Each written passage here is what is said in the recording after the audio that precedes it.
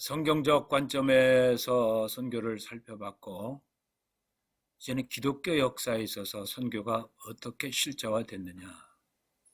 특별히 한국에서 한국 기독교 초기에 예수님께서 말씀하신 그 선교적 교회가 어떻게 수용이 돼서 한국 교회는 어떻게 선교적 교회로 변할 수 있었느냐 하는 것을 기독교 역사적 관점에서 보겠습니다. 이거 대표적인 것이 이제 우리가 잘 아는 네비우스 선교 방법이죠. 대강 연도를 좀 정리해 본다고 하면은 1884년 알렌이 한국에 최초로 선교를 오게 되죠. 그래서 한국 선교의 역사는 1년 뒤인 1885년 언더우드 아펜셀러가 인천에 온 것을 기준하는 것이 아니고 의사 선교로 왔던 1884년을 기준으로 해서 선교를 잡습니다. 그러니까 지금 2000년이니까 136년 됐다고 봐야 되죠. 그래서 1884년 알렌이 선교사로 들어왔고, 그 다음에 85년에 언더우드와 아펜셀리가 들어왔고, 그러고 이제 바로 약 6년 후에, 그때 이제 한국에 있던 선교사들은 한 7명도 됐어요. 7명 되는데, 대부분 나이들이 20대에서 30세예요. 30세이기 때문에, 이 조선에서, 그러니까 제로 포인트인 이 조선에서, 복음의 우리 제로 포인트였잖아요. 제로 포인트인 이 조선에서 어떻게 하면 선교적 교회를 세울 것이냐. 19세기가 위대한 세기라고 라토넷이 얘기를 했는데, 자기들이 알고 들은 바 외에는 19세기가 분명 위대한 세기였습니다만은, 유럽에 있는 선교팀들과 또 미국에 있는 선교팀들과 미국과 영국이 아프리카나 중남미나 이런 데 선교하면서 썩 좋은 어떤 결과를 맺지는 못했어요. 그래서 자기들은 그런 실패한 선교를 해서는 안 되겠다. 그러나 경험이 없고 또 어떻게 해야 할 걸 모르기 때문에 바로 중국에서 사역을 하고 있던 네비우스를 초청을 합니다. 네비우스를 초청을 해서 우리 7명이 여기서 선배님의 선교 경험과 지금 또 세계에서 늘 이렇게 강조되고 있는 자치, 자립, 자존, 이 선교 방법, 자치, 자립, 자존 이 선교 방법은 영국 선교구 총무 헨리 계속 주장을 했던 거예요. 이 내용을 좀 소개 좀 해주세요 하고 초청을 해서 바로 이제 중국에서 사역하고 있던 네비우스가 한국에 오게 되죠. 네비우스는 차이나 레커터라고 하는 그 중국의 그 매거진에 연속적으로 헨리 앤더슨에 의해서 강조됐던, 그러니까 19세기의 선교의 실패 사례가 자치자립 자존이 안 됐다 하는 것을 계속 강조를 했기 때문에 그런 내용들을 잘 이렇게 정리를 해서 또 자기 현장에서 실패했던 내용을 정리해서 계속 매거진에다가 이런 내용을 실었죠. 이제 이런 것이 이제 86년에 상하이 장로교 출판부에서 책으로 출판을 했고, 내용이 좋다. 지금 이슈가 이거니까 우리가 이걸 잘 배워서 선교지로 나가야 되겠다. 그래서 처음 선교사로 나가는 이런 분들에게는 거의 가장 중요한 선교 지침서가 됐었죠. 그래서 이제 네비우스가 와가지고 2주예요. 딱 2주 동안 강의를 하는데 12과목을 강의를 합니다. 그래서 새신자 관리부터 시작해서 뭐 기독론 이렇게 해서 12과목을 강의를 하는데, 그게 강조됐던 것이 바로 자전, 자치, 자립하라. 자전, 자립, 자전하라고 하는 것이죠. 그 결과 한국에서 이것이 성공이 됩니다. 물론 이런 어떤 7명 선교사들이 이것을 적용하려고 애쓴 것도 있지만은 한국 교회에는 이것을 수용할 수 있는 깨끗한 바탕이 있었죠. 성령의 역사가 있었죠. 또 처음 복음을 받아들여서 선교적 교회로 하겠다고 하는 어떤 뜨거운 그 선교적 메시지를 가지고 있었기 때문에 이것이 가능했죠. 그래서 바로 19세기, 20세기 학생 자원 운동이 SVM 운동 아닙니까? 바로 모토가 이걸 주장을 했었죠. 그래서 SVM 운동 출신들, 평신도 선교사들, 전문인 선교사들에게는 선교지를 나갈 때 이것이 필수 교재가 됐던 것이고, 바로 이런 내용들을 이제 웨스트민스터 신학교 선교학 교수였던 가네베가 잘 편집하고, 그 다음에 이것을 김남식 목사가 엮었던 내용들을 제가 여기에 지금 소개를 하는 거예요. 자, 네비우스한테 이렇게 2주 동안 교육을 받은 다음에 바로 언더우드는 4가지로 정리를 했습니다. 네비우스는 자기가 실패했던 요소 6가지를 조목조목 설명을 하면서 이렇게 하라 하는 강의를 2주를 했고, 언더우드는 이것을 4수를 잘 정리를 했고, 나중에 다시 이제 모펫이 2가지를 더 추가해서 바로 6가지는 한국교회가 선교적 목회를 할 수 있는, 세계 선교를 할 수 있는 큰 인프라를 구축하게 되는 그런 결정적인 동기가 됩니다. 바로 언더우드가 소용했던 내용이 4가지인데 바로 이거예요. 한 사람을 그리스도인에게 인도하면 그를 떠나지 말고 끝까지 붙들어서 그가 개인 전도하는 일꾼이 될 때까지 자기 직업에 종사하면서 이웃에게 그리스도를 전할 수 있게 되기까지 인도한다. 바로 자립이죠. 자립이에요. 그러니까 끝까지, 그러니까 복음을 받아들은 사람이 또 다른 사람에게 복음을 전할 때까지 자기 직업을 가지라고 하는 거예요. 스스로 직업을 가지면서. 그러니까 전문인, 평신도 전문인 선교사죠. 바로 직업을 갖고 있고 끝까지 복음을 전하라. 그 다음에 이제 이런 사람들이 구성된 신앙 공동체, 또 교회 공동체, 선교 공동체, 조직은, 운영은 교회가 자체로 능히 감당할 수 있는 범위 내에서 계획하고 실천해라. 자체적으로 할 수 있는 범위 내에서 경제나 행정이나 조직이나 이런 걸 만들으라고 하는 거예요. 스스로 할 수 있도록. 세 번째는 교회에서 전도 사업을 감당할 인물이 나오거나 재정을 지원할 수 있는 유자격자가 생기면 그들을 선임하여 교회 지도자의 일꾼으로 세워서 육성을 한다. 그대로 지금. 여기 이제 우측에 잠깐 표가 나오는데 바로 이때 그 공부를 했던 선교사들 나이가 알렌이 아판셀르가 27살, 언더우드가 26살, 헤론이 29살, 마펫은 1890년에 입고했는데 26살, 게일이 25살. 다 30대 미만이에요. 이런 사람들이 바로 네비우스한테 이런 강의를 듣고 나름대로 한국 교회의 상황과 한국 교회의 토양을 보고 문화를 보면서 이 한국 교회는 이렇게 하면 되겠다 하는 그들의 선교 전략을 이렇게 정리했다고 하는 것이죠. 교회당 건축은 가급적 그 교인들의 자신의 힘으로 하되 건축의 구조나 모양은 한국 교회 양식으로 지방의 교회답게 건축하도록 유도한다. 솔레교회 성도들이 예배당을 건축하면서 언더우드를 찾아왔습니다. 예배당을 건축하는데 좀 재정이 필요합니다. 할 때에 언더우드가 한 얘기가 있습니다. 나는 재정 지원을 하지 않는다. 그러나 당신들의 예배당을 건축하겠다고 하면 나는 직접 가서 내가 나무도 베고 흙별도 또 만들고 같이 동참하겠다 하고 재정 지원이 아니라 스스로 할 수 있도록 하고 거기에 동참하겠다고 하는 그런 뜻을 밝혔던 것이 바로 네비우스 강의를 들으면서 자기가 정리했던 4번째 항 때문에 그렇게 됐던 것이지요.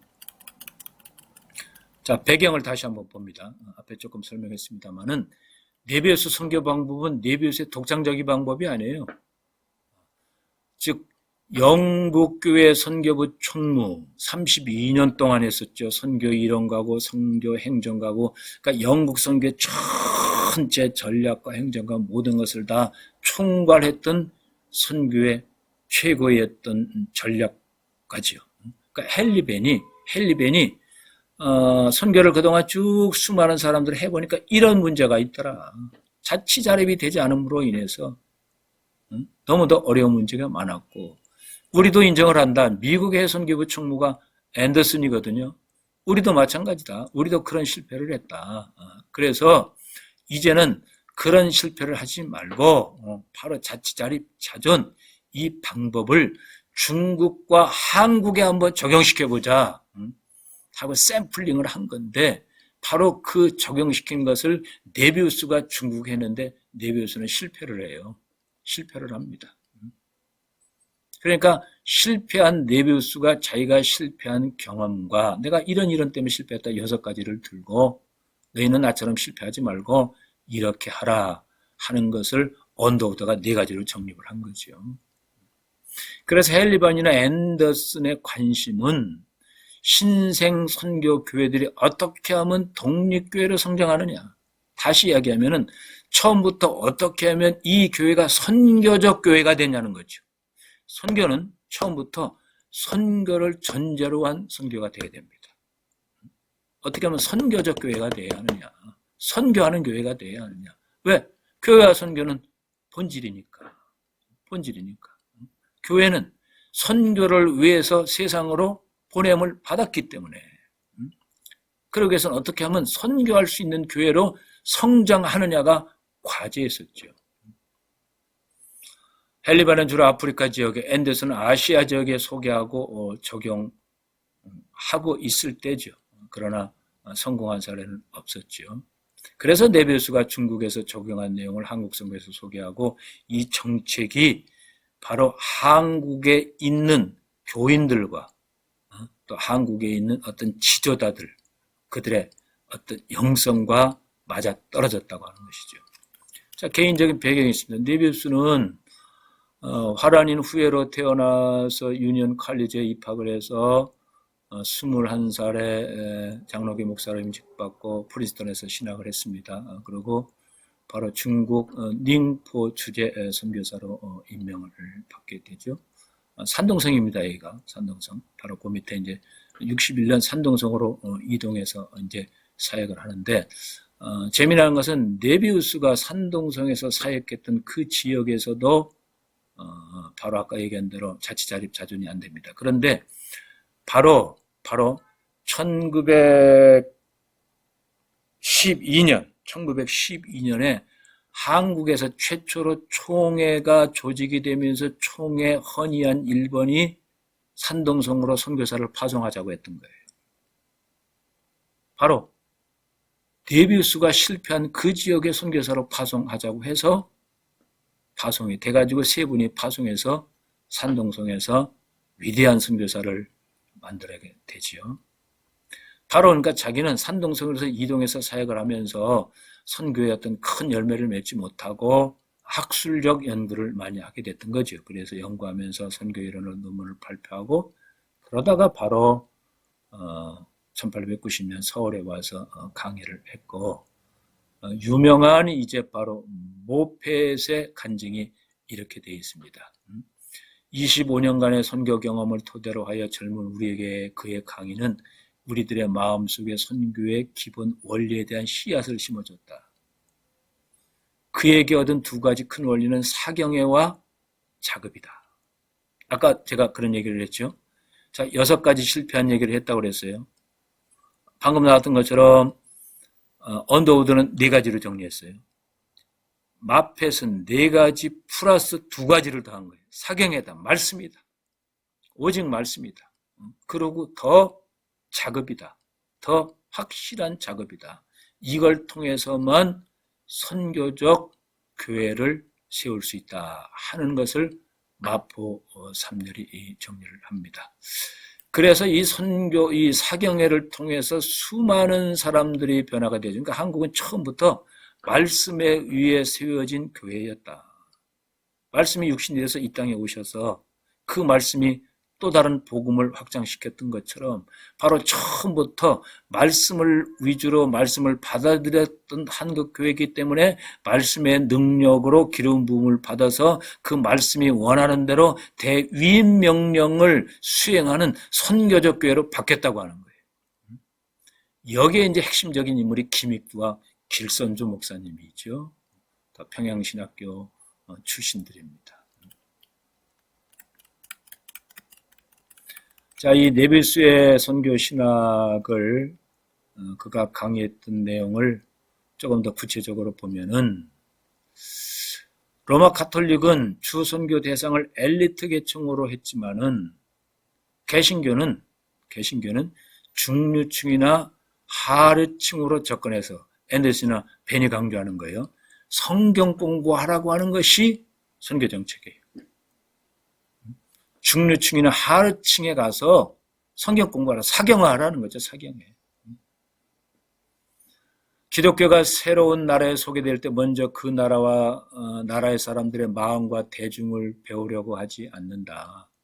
그러나 최초의 핵심자는 중류층과 하류층에서 생기는 것을 발견할 수 있다.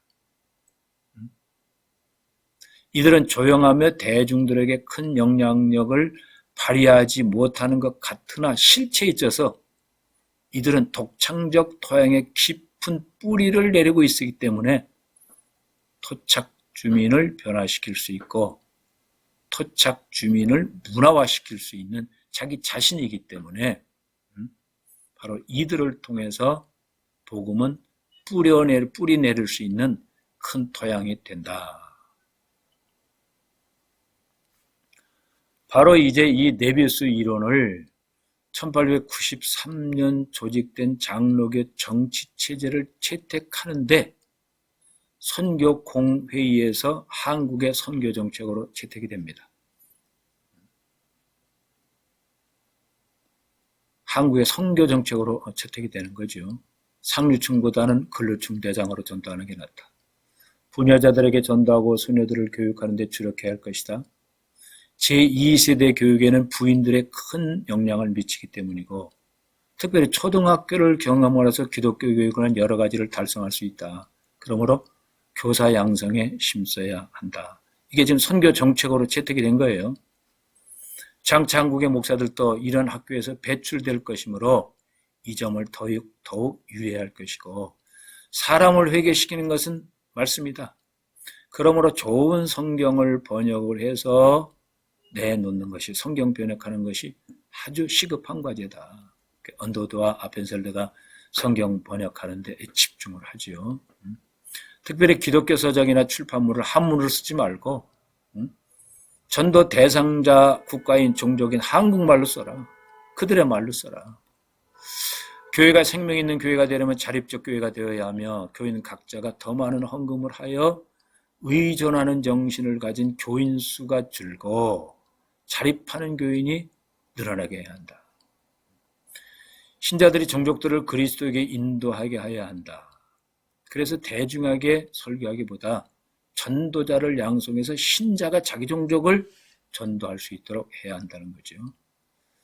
의료봉사는 환자들을 병원이나 환자의 가정에서 치료하는 것이 효자적이지만은 그러나 그렇지 못할 때에는 질려서 사업은 그렇지 못할 때에는 직접 기회를 놓친 환자들의 집을 찾아가서 치료해 줌으로써 전도의 기회를 갖게 된다.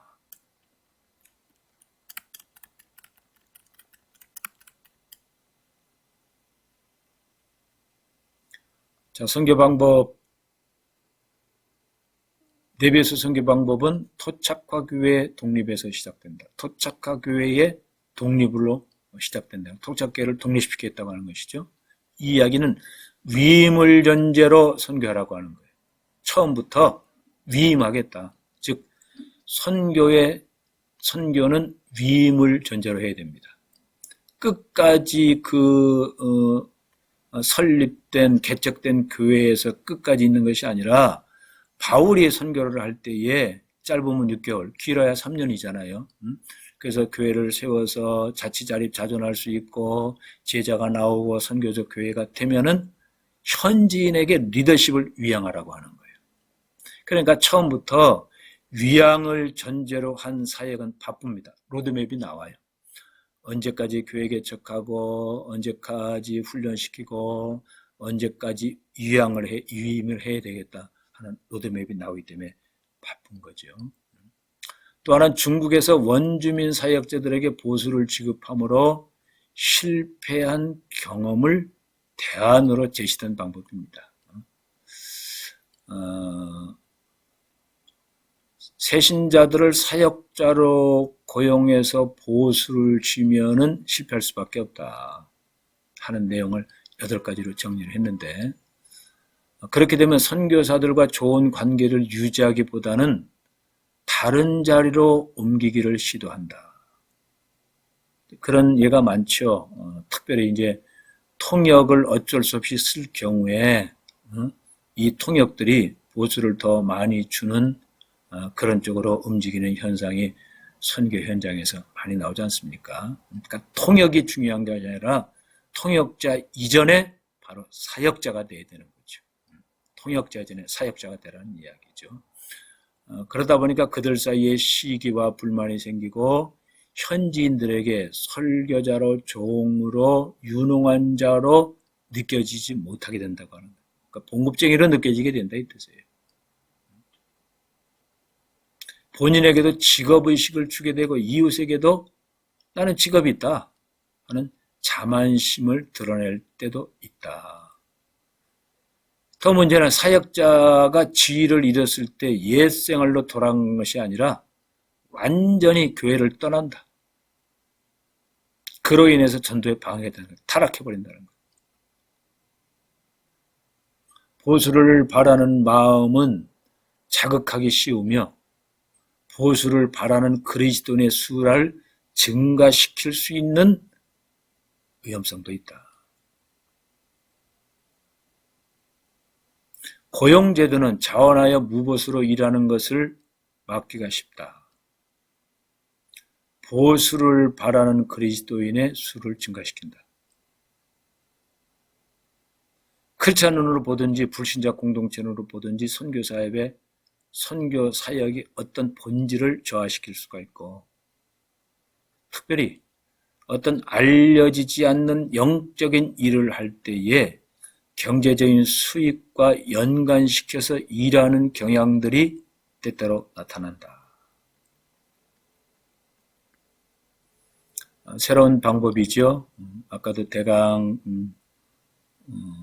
강론이 나왔습니다만은 여기도 이제 더 구체적인 제도적, 행정적 그런 강론이죠. 선교사에 대한 강론입니다. 선교사. 선교사 각자가 개인 전도와 순회교회, 순회 전도를 장려해야 된다. 모든 일을 성경 중심으로 해야 된다. 새신자를 막론하고 모든 신자들이 각자가 성경을 배우고 가르쳐야 한다. 모든 교회에 속한 회원이 전도에 힘쓰도록 해야 한다. 이는 선교사도 그렇게 하고 모범을 하고 그렇게 하라는 거죠. 모든 신자의 회는 모임은 장차 목사 될 사람으로 무보수로 일하는 전도인의 지도하에 교회를 운영하고 지도하는 행정체제로 갖춰야 된다. 교회 건물은 자체 내 자금 조달로 지어야 하고 교회가 일단 조직되면은 그때는 전도인의 사례를 지급하는 것이 맞다고 하는 거죠.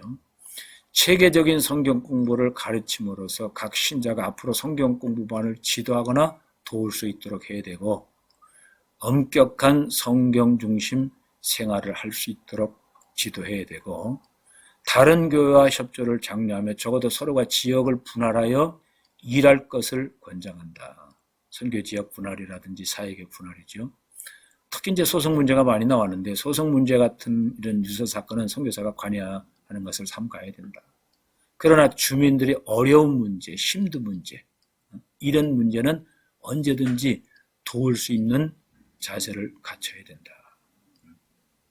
그래서 네베우스 선교 방법은 사경제도와 자급으로 집약된다고 볼 수가 있는 거죠.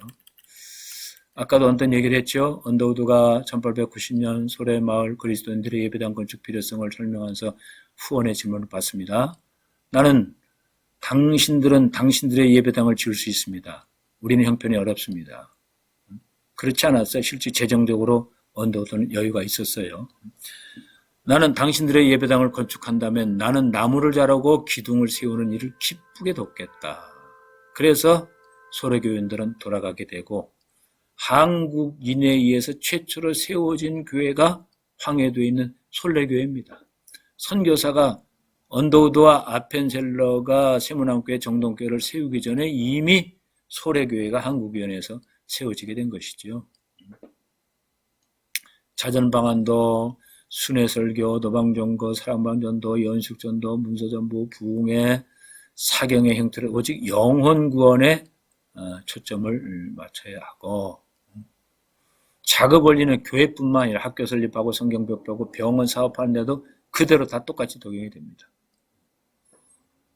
사도 바울의 바로 작업 원리가 헬리번이나 앤더슨이 그대로 또 성경적으로 받아들였고 네비우스가 그것을 소개했던 것이죠.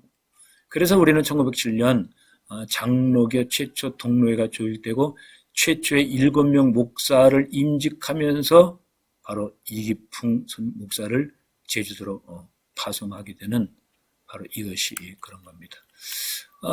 소개언론입니다. 네비우스 선교방법의 강점은 평신도 역할을 중대를 했고 성경 중심으로 강조하므로 성경 중심 교회로 성장하게 됩니다. 그러니까 선교적 교회로 성장했다고 하는 거예요. 선교적 교회로. 그러면서 자연적 선교적 목회를 하게 된 것이고 선교사들은 한국에서 목양적 선교를 한 거죠. 목양적 선교를 한 거예요. 한국인의 자존의식을 고양시켰고 작업하는 독립정신을 함양시켰고 현지 문화의 동화로서 토착이 아니라 성경적 원리를 적용한 토착시킨 성경정책이다. 해석에 따라서 조금 관점에 따라서 약점은 서로 상이하지만은 그러나 보편적으로 신학자와 학자 양성에 조금 미흡했지 않느냐. 또 수준 높은 신학교육을 실시하는 데 좀 미흡했지 않느냐. 경건을 많이 강조를 했고 그 다음에 경제적 자급을 강조하다 보니까 개교회주의 경향이 나타났다 하는 것도 하나의 약점으로 볼 수가 있고 또 이제 이러다 보니까 이제 민족주의를 자극해서 민족주의는 강점도 있지만은 또 선교 측면에서 약점도 있는 것이죠. 이스라엘 백성들이 민족주의가 강하다 보니까 이방이라든지 선교에 대해서 약점이 있었던 것처럼 또 하나는 경제적인 면에 잘못 해석해서 집착하게 되면은 경제적 자립 강조가 잘못하면 물질주의로 빠질 수 있는 어떤 위험성도 있었다 하는 것을 생각과 또 해석의 관점에 따라서 약점으로 들 수도 있었다.